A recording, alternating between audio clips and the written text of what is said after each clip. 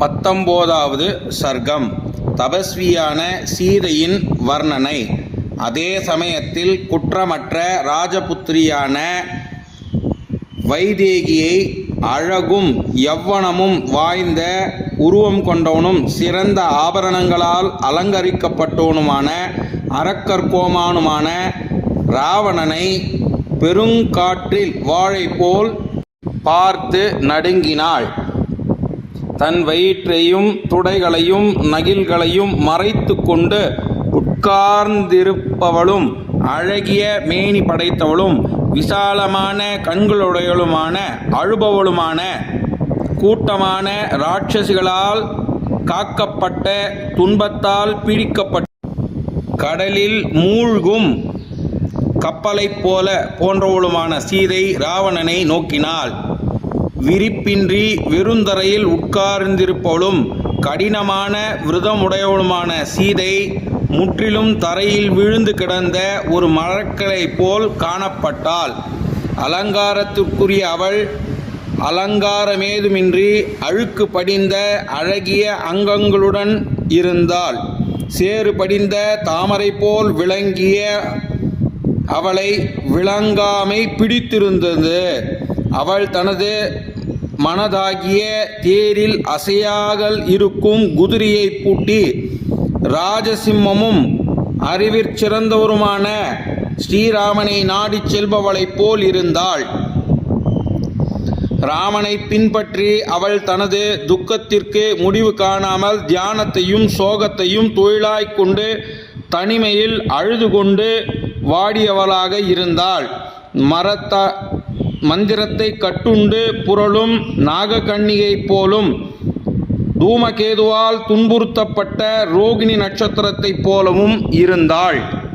நல்லொழுக்கமும் நற்குணமும் நல்ல குடிப்பிறப்பில் பிறந்தவளுமான அவள் தர்ம வழியில் நடந்து பின்னர் விவாகம் காரணத்தால் ராமனை அடைந்து பிறகு இழுக்குலத்தில் புகுந்தவளைப் போல் தோன்றினாள். பொய் பழியினால்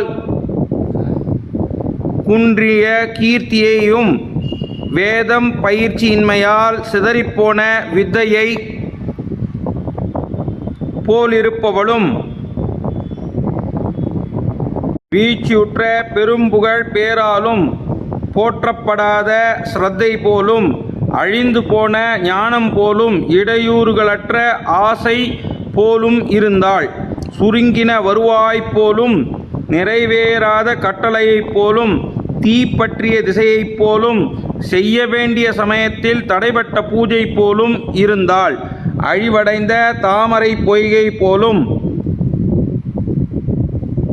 சூரனை இழந்த சேனை போலும் இருள் சூழ்ந்த ஒளி போலும் வறண்ட ஆறு போலும் இருந்தாள். அச்சுதமானவர்கள் தீண்டப்பட்ட யாக மேடை போலும் அடங்கின அக்னி ஜுவாலை போலும் ராகுவால் பிடிக்கப்பட்ட சந்திரனைப் போலும் பௌர்ணமி இரவு போலும் இருந்தாள். யானை துதிக்கைகளால் கலக்கப்பட்டதும் பிடுங்கி எறியப்பட்டதுமான இலைகளையும் பூக்களை உடையதும் பயமுறுத்தி துரத்தப்பட்ட பறவைகளுடையதுமான தாமரை குளம் போல் இருந்தாள். அவள் நாயகனை பிரிந்து மெலிந்து வெள்ளம் வடிந்து காய்ந்து போன ஆறு போலும் நல்ல முறையில் நீராடாமல் கிருஷ்ணபட்சத்து இரவை போலும் இருந்தாள்.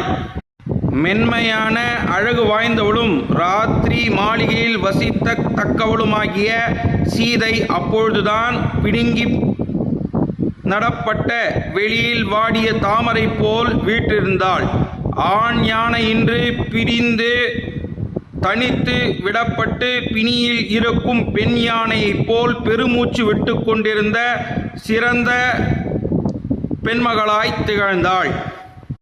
ஒப்பனை செய்யப்படாத நீண்ட ஒற்றை பின்னலுடன் விளங்கிய அவள் மழைக்கால முடிவில் கரிய மேகங்களுடன் கூடிய பூமியைப் போல் இருந்தாள். பட்டினி சோகம் சிந்தை பயம் முதலியவைகளால் மிகவும் நொந்து இழைத்து உண்டி சுருங்கி ஏழையாய் தவத்தையே செல்வமாய்க் கொண்டு அவள் காணப்பட்டாள். தேவதைக்கு அஞ்சலி செய்து கொண்டு ராவணன் தோல்வலியை மானசீகமாக ஸ்ரீராமரிடம் பிரார்த்தித்து கொண்டது போலும் துக்கம் மிகுந்தவளாய் அவள் காணப்பட்டாள். நீண்டு வெளுத்து செவ்வரி பரந்த அழகிய இமைகளுடைய கண்களால் நாற்புறமும் பார்த்து அழுதபடியும் ஸ்ரீராமரை ஒரே மூர்த்தியாய் நம்பி பின்தொடர்ந்தவளும் குற்றவற்றவளுமாகிய மைதிலி ராவணனை முற்றும் எதிர்த்து அவனுடைய அழிவிற்காக காத்திருந்தவள் போல் காணப்பட்டாள். இங்கனம் 19வது சர்க்கம் முற்றும். 20வது சர்க்கம் ராவணனுடைய இச்சை பேச்சு.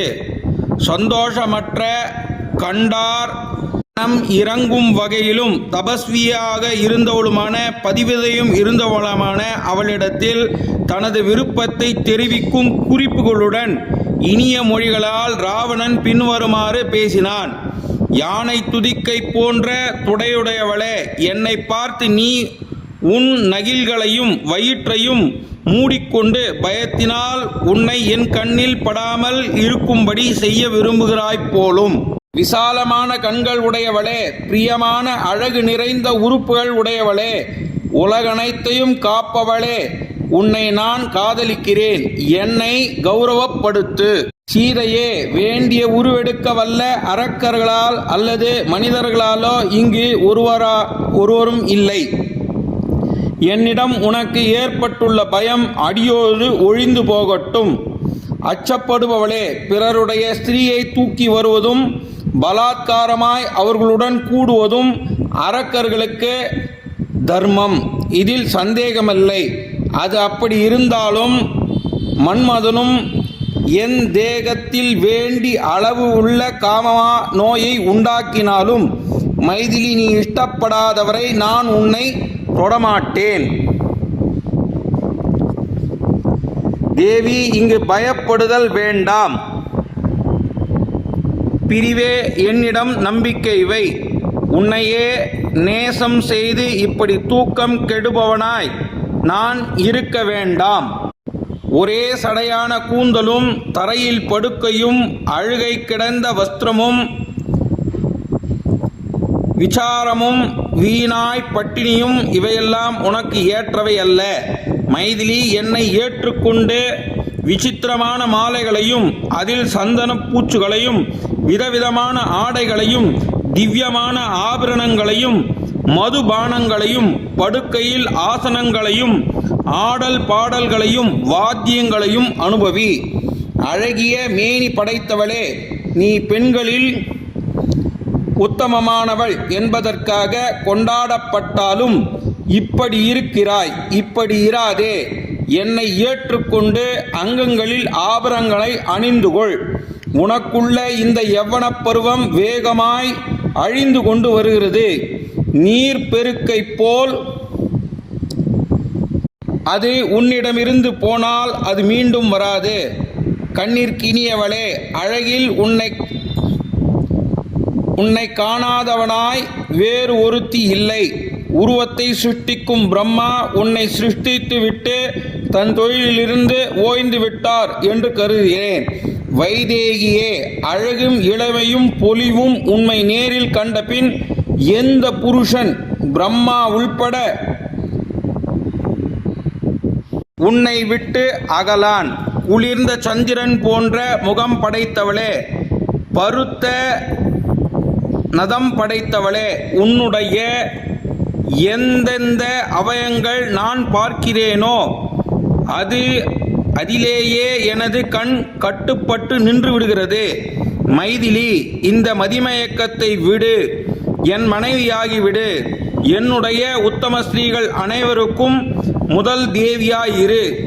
பயப்படுபவளே, பல உலகங்களிலிருந்து என்னை பராக்கிரமத்தால் ஒருவரும் அழித்ததில்லை.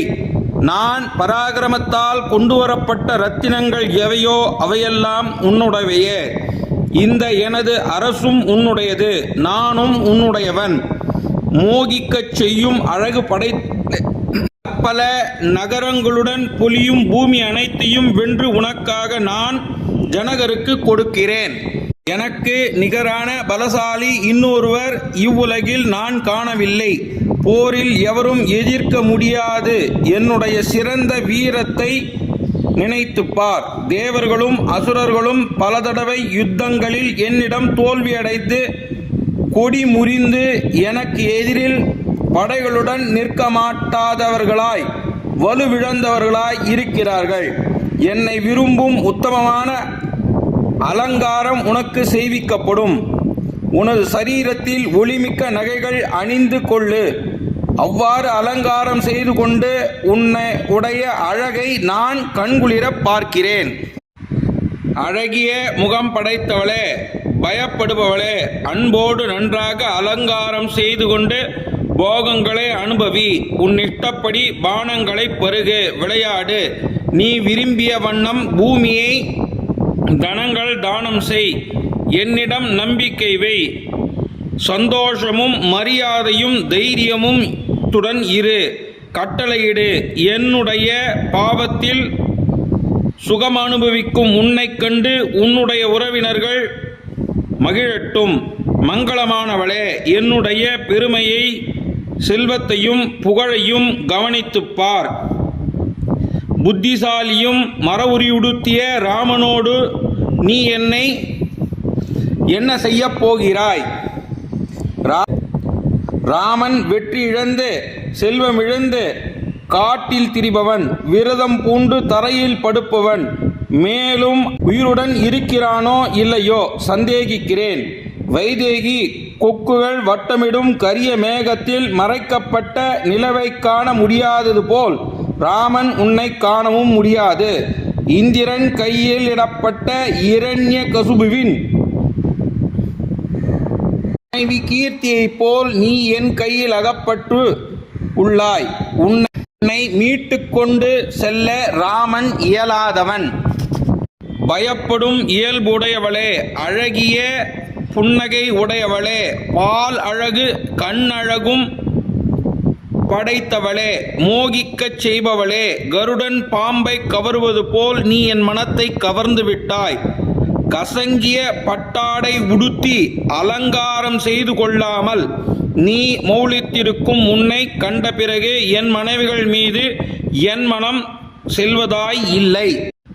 ஜானகியே, என்னுடைய அந்தப்புறம் எல்லா நற்குணங்களும் நிறைந்த ஸ்திரீகள் எத்தனை பேர் இருக்கிறார்களோ அவர்களுக்கெல்லாம் நீ ஈஸ்வரியாய் இரு.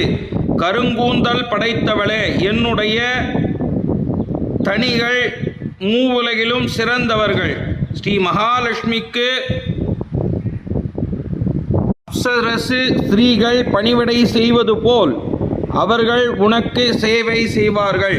புருவம் அழகியவளே, எடை அழகியவளே, குபேரனுடைய இந்திரங்கள் எவையோ செல்வங்கள் எவையோ அவையும் உலகங்களையும் எல்லாம் என்னையும் இஷ்டப்படி அனுபவி.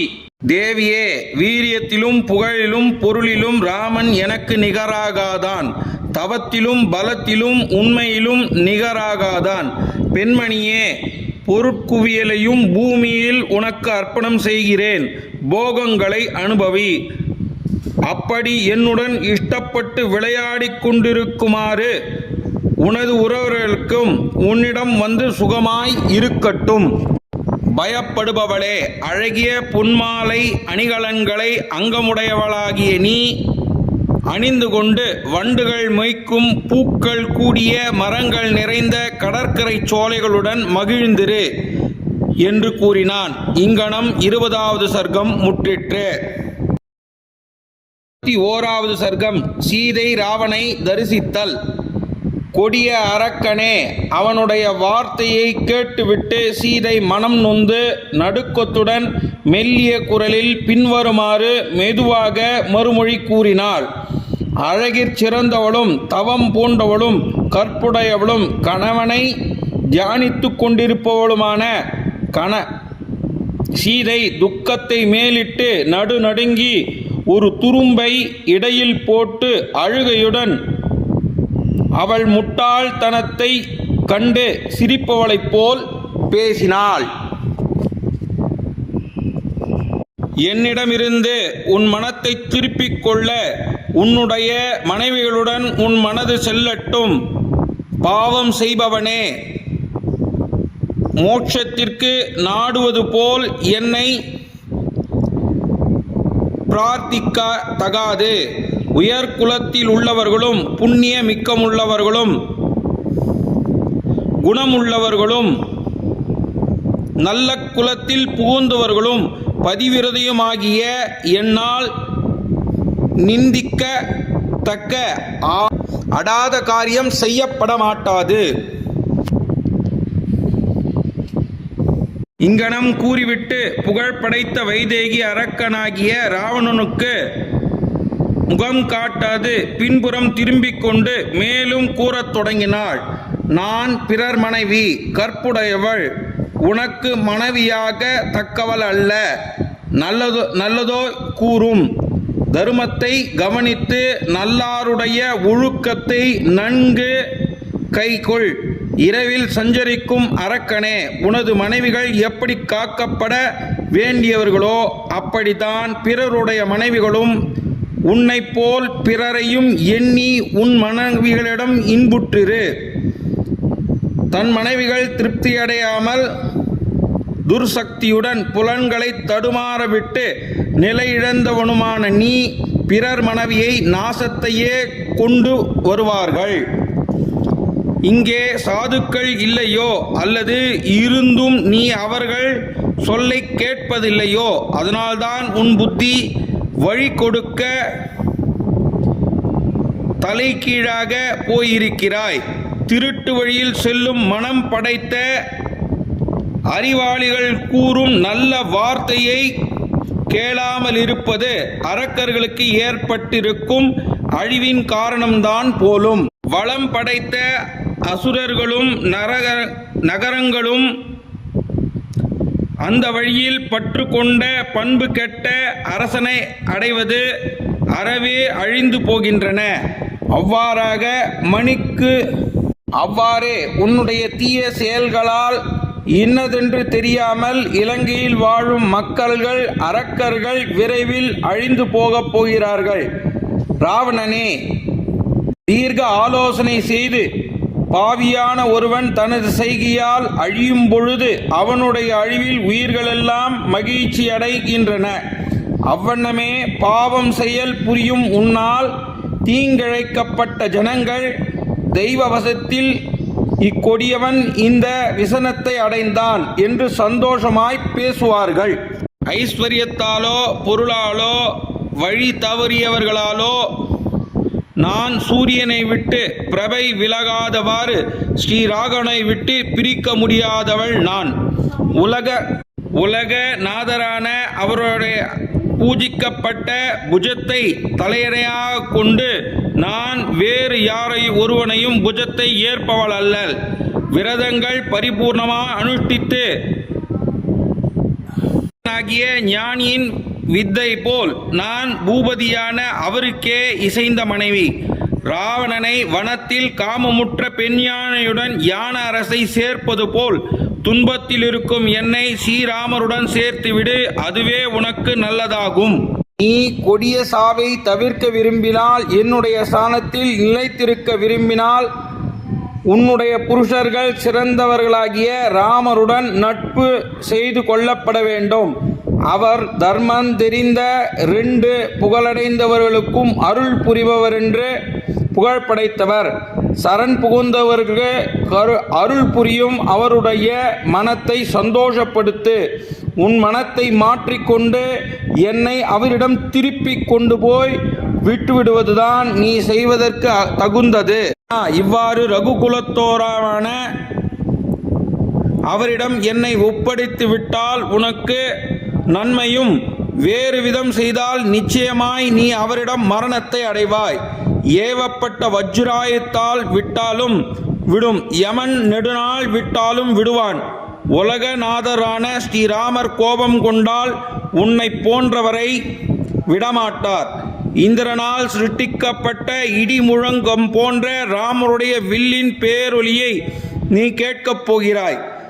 ஸ்ரீராம லக்ஷ்மணர்களால் குறைவித்து எய்த்தப்படும் தீய கக்கும் முகங்கள் உடையவனையும் இந்த கணுக்கள் உடையவுமான பானங்கள் பாம்பு போல் விரைந்து இங்கே வந்து விழப்போகின்றன. கழுகின் இறகுகளுடன் கூடிய பானங்கள் வந்து விழுந்து அரக்கர்களுக்கு கொல்லப் போகின்றார். இந்த நகரில் விழாத இடமே இராது. கருடன் பாம்புகளை கொல்வது போல் மகா வீரரும் ஸ்ரீராமனுடைய அரக்கர் தலைவனாகிய கருடன் பாம்புகளை கொல்வது போல் மகா அழகிய ஸ்ரீராமர் அரக்கர் தலைவனாகிய உன்னை கொல்வது நிச்சயம். அரக்கர்களிடமிருந்து செல்வத்தை ஸ்ரீ மகாவிஷ்ணு 3 அடிகளால் கவர்ந்து கொண்டதைப் போல் பகைவர்களை அழிக்கும் என்னுடைய நாயகர் உன்னிடமிருந்து என்னை சீக்கிரத்தில் மீட்டுக் கொள்வார். அரக்கனே, அரக்கனே, ராமர் சற்று வெளியில் சென்றிருந்த பொழுது அவருடைய சக்தியே நான் அறியாத நீ இத்தீச்செயலை செய்துவிட்டாய். கடைப்பட்டவனே, மானிட சிங்கங்களாகிய 2 சகோதரர்களும் சிறிது நேரம் வெளியில் சென்றிருந்தபோது காலத்திற்கும் ஆசிரமத்திற்குள் புகுந்து உன்னால் நான் கவரப்பட்டேன். புலிகள் வாசனையை கூட சகிப்பதற்கு மயில்களால் எப்படி முடியாதோ அப்படி உன்னால் ராம லக்ஷ்மணன் பார்வை நிற்கக்கூட முடியாதென்பது நிச்சயம். அப்படிப்பட்ட உனக்கு அவர்கள் போர் செய்கையில் 2 தோளுடைய இந்திரனும் 1 தோளுடன் எதிர்த்து தோல்வி அடைந்த விருத்தி சூரனைப் போல் நீ தோல்வியடையது நிச்சயம். என் நாயகரான ராமர் லட்சுமணனுடன் வந்து சூரியனால் கடல் நீரை வற்றச் செய்தது உனது உயிரை குடிப்பது நிச்சயம். இந்திரனுடைய மலைக்கு ஓடினாலும் வருணனுடைய இருப்பிடத்தை அடைந்தாலும் தேவேந்திரனுடைய சபைக்கு சென்றாலும் நீ தாசரிடமிருந்து தப்ப மாட்டாய். காலத்தினால் அழிவுற்ற பெருமரம் இடியினால் தப்ப முடியாது அழிவது போல் நீயும் அழியப் போவது என்பதில் சந்தேகமில்லை என்று கூறினாள். இவ்வாறாக 21வது சர்க்கம் முடிவுற்றது.